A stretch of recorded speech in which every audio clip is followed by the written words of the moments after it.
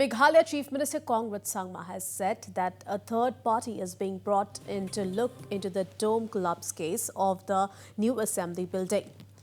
Talking to the media, Chief Minister Sangma said that building the new building a complicated process and a third party would look into the matter to ascertain the real reasons behind the incident. This project was a highly technical project. And a project of this nature has never been done in the whole of Northeast. In fact, in the entire eastern region, maybe I think the Victoria building in Kolkata is the only one that might have the dome. But as per my knowledge, I think nowhere in the eastern region this kind of a project has been tried out. So it was and is a very highly technical and a very complicated project, both from design and from engineering and from construction point of view.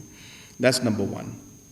Number two, regarding the entire question of free and fair inquiry that is being mentioned out here, a third-party agency has been brought in. And I think that in itself is an indication that it's completely disconnected.